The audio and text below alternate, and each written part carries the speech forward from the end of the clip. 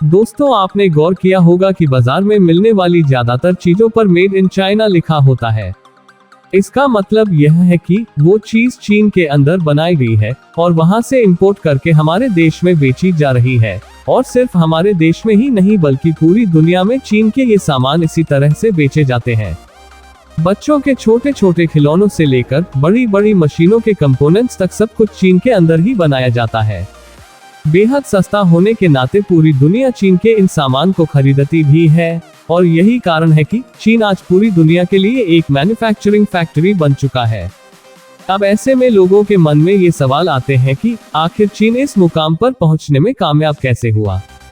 दोस्तों, साल 2020 की शुरुआत में जब कोरोना वायरस फैलना शुरू हुआ तो इसका असर पूरी दुनिया पर पड़ा, क्योंकि दुनिया भर के सभी देशों ने लॉकडाउन लगाने शुरू कर दिए थे और इस लिस्ट में चीन का नाम भी शामिल था।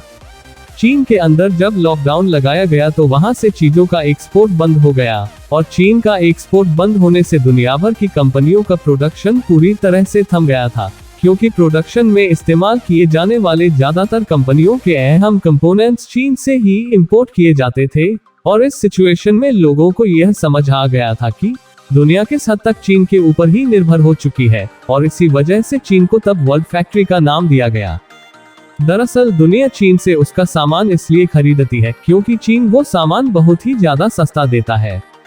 यहाँ तक कि चीन से एक्सपोर्ट की गई चीजों पर कई सारे टैक्सेज भी लगाए जाते हैं, लेकिन इसके बावजूद अगर वही सामान अपने देश में बनाए जाए तब भी यह काफी महंगे पड़ते हैं। और यही वजह है कि दुनिया भर की कंपनियां चीन से ही सामान खरीदना प्रेफर करती हैं। अब ऐसे में यह सवाल उठता है कि आखिर चीन इन सभी चीजों को इतना सस्ता बनाता कैसे है।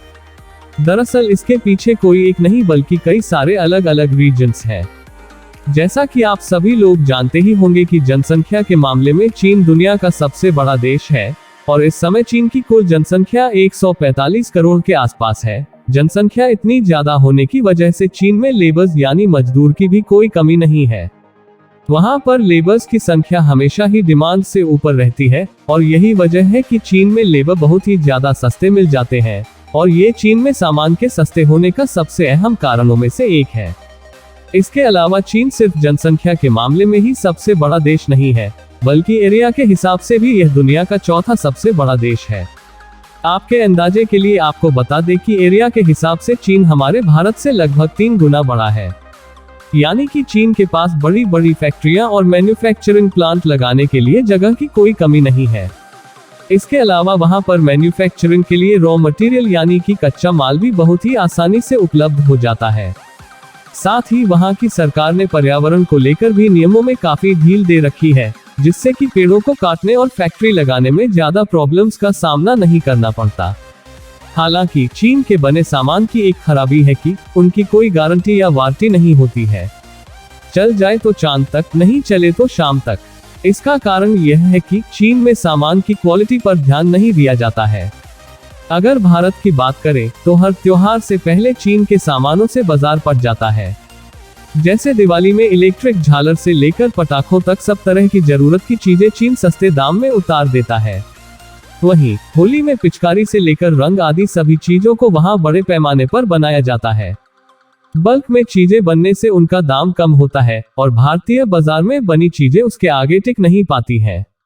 ये सभी चीजें ना सिर्फ चीन को सस्ता माल बनाने में मदद करती हैं, बल्कि उसको दुनिया का मैन्युफैक्चरिंग हब भी बनाती हैं। दोस्तों, चलिए अब हम जानते हैं कि चीन के मैन्युफैक्चरिंग हब बनने की शुरुआत कब और किस तरह से हुई थी। वैसे अगर देखा जाए तो 1960 से पहले तक चीन की हालत बहुत ही ज्यादा खराब थी और वहां के ज्यादातर लोग जैसे तैसे अपना जीवन गुजार रहे थे। लेकिन फिर वहां की सरकार ने बहुत बड़े पैमाने पर स्टील मैन्युफैक्चरिंग का काम शुरू कर दिया और फिर चीन ने पहली बार काफी भारी मात्रा में पूरी दुनिया के अंदर स्टील एक्सपोर्ट किया था। अब यहाँ पर इस डील को फाइनल करने के बाद से चीन यह समझ गया था कि अगर उसे अपने देश की गरीबी को खत्म करना है तो फिर दूसरे चीजों की मैन्युफैक्चरिंग भी शुरू करनी होगी और फिर इसके लिए चीन ने बड़ी बड़ी विदेशी कंपनियों को अपने देश में आने का न्योता देना शुरू कर दिया। चीन ने विदेशी कंपनियों को यह प्रस्ताव दिया कि अगर कंपनियां उनके देश में आती हैं तो वे उन्हें सस्ता रॉ मटेरियल प्लांट लगाने के लिए जगह और हद से भी ज्यादा सस्ती लेबर प्रोवाइड करेगी। अब एक आंकड़े के अनुसार अगर देखा जाए तो 1980 में चीन के एक वर्कर का सालाना वेतन एक अमेरिकी वर्कर से 40 से 50 गुना तक कम हुआ करता था। इसके अलावा चीन की सरकार ने विदेशी कंपनियों के लिए टैक्स के नियमों में भी काफी छूट दे रखी थी। अब सस्ता रॉ मटेरियल, सस्ती लेबर और लगभग ना के बराबर टैक्स जैसे ऑफर को कोई कंपनी भला कैसे छोड़ सकती थी। कंपनियों के लिए ये मोटा मुनाफा कमाने का बहुत अच्छा अवसर था, यानी कि कंपनियों को सिर्फ इतना करना था कि उन्हें चीन में जाकर अपना सेटअप तैयार करके चीन की लेबर को अपनी टेक्नोलॉजी और काम करने का तरीका सिखाना था, और फिर इसके बाद से तो उनकी बल्ले बल्ले थी। इसी लालच में ही बहुत सी बड़ी बड़ी विदेशी कंपनियां चीन के अंदर आने लगी, और क्योंकि उस समय चीन के लोगों के पास फैक्ट्री में काम करने के अलावा रोजगार के कोई और बहुत ज्यादा अवसर नहीं थे, इसलिए वे किसी भी वेतन पर काम करने के लिए तैयार रहते थे। अब ज्यादा मुनाफा कमाने के लालच में दुनिया के हर एक कोने से बहुत सारी कंपनियां चीन के अंदर आने लगी थी, और इस तरह से देखते ही देखते सिर्फ कुछ ही सालों में चीन पूरी दुनिया का मैन्युफैक्चरिंग हब बन गया था।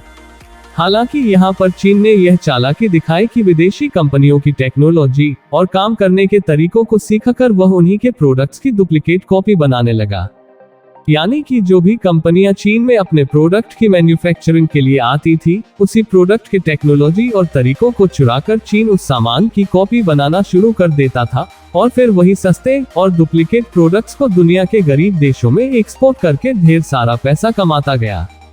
दोस्तों, चीन में डुप्लीकेट सामान बनाने का धंधा आज भी काफी जोरों शोरों से चल रहा है।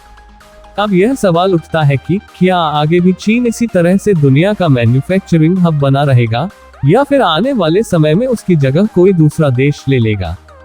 दोस्तों, जब चीन में कोरोना महामारी फैलने की वजह से बड़ी बड़ी कंपनियों का प्रोडक्शन पूरी तरह से बंद हो गया था, तब हमें एहसास हुआ कि हम चीन पर किस हद तक डिपेंडेंट हो चुके हैं, और इसने सभी कंपनियों को अलर्ट कर दिया था कि किसी भी एक देश पर इतना डिपेंडेंट होना बिल्कुल भी ठीक नहीं है।